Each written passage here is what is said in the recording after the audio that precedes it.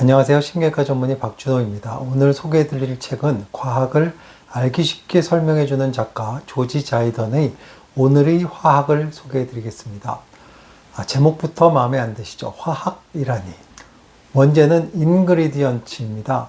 인그리디언츠는 요리나 화학 물질을 만드는 데 필요한 재료, 성분, 원료를 뜻합니다.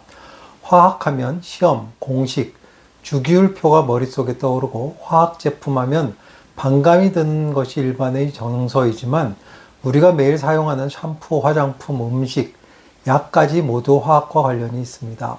H2O로 표기하는 물도 화학 물질이죠. 책의 제목으로 보면 이 책은 이런 평범한 물건들이 어떤 화학 원리로 만들어지고 작동하는지 알려주는 따분한 화학책으로 생각이 듭니다. 하지만 그렇지 않습니다.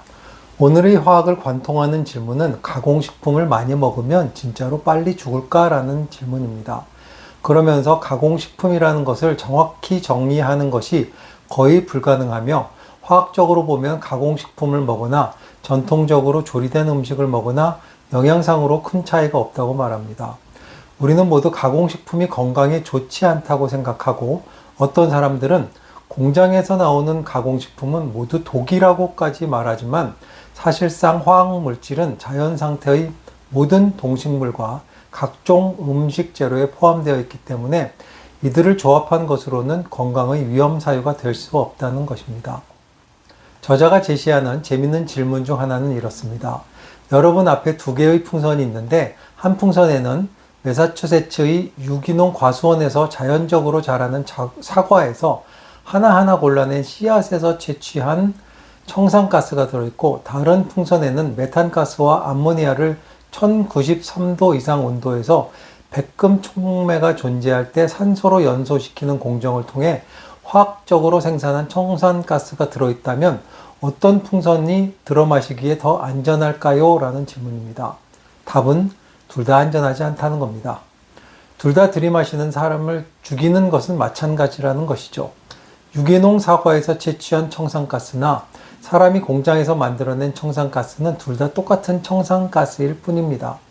이러한 논리는 한때 건강에 나쁘다며 구박을 받았던 합성 MSG인 조미료 논란을 생각나게 합니다. 한동안 조미료를 사용하는 식당은 나쁜 식당이라며 구박을 주는 방송 프로그램도 있었습니다.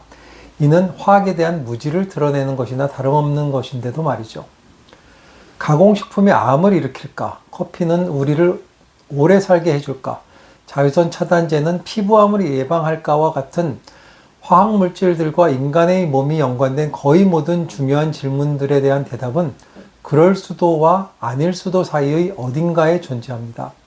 흡연의 경우 연구 결과가 DNA, 세포, 조직, 장기에 이르기까지 단계별로 건강에 악영향을 준다는 확고한 증거가 있습니다. 그러나 건강에 대한 대부분 식품의 영향에 대한 연구 결과들은 대단하지도 않고 확실하지도 않다는 겁니다.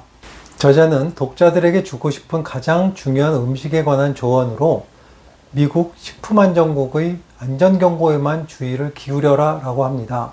우리나라로 따지면 식약처의 안전경고에만 주의를 기울이라는 것입니다. 그 외 인터넷에서 음식과 건강, 특히 개별 음식에 대한 소식을 읽는다면 재미있게는 읽되 그로 인해 삶이 바뀌지는 않도록 하라고 합니다. 뉴스에 나오는 과학 저널에 실린 논문 하나가 반드시 근본적인 진실의 증거는 아닙니다. 증거가 축적되는 데는 수년이 걸리며 합의가 되려면 더 오래 걸립니다. 한마디로 벽돌은 다리가 아니라는 것입니다. 저자의 건강에 대한 조언은 소소합니다. 첫 번째로 너무 걱정하지 말라는 겁니다. 식품 및 건강에 관한 대부분의 뉴스는 안전 리콜이나 오염 통지 등이 아니면 무시하라는 것이죠. 두 번째는 담배를 피우지 말고 담배를 피운다면 끊으라는 것입니다. 세 번째는 신체 활동을 활발히 하라는 것이고 네 번째는 과일과 채소, 견과류, 통곡물, 불포화 지방산, 긴 사슬 오메가3 지방산은 많이 섭취하라는 겁니다.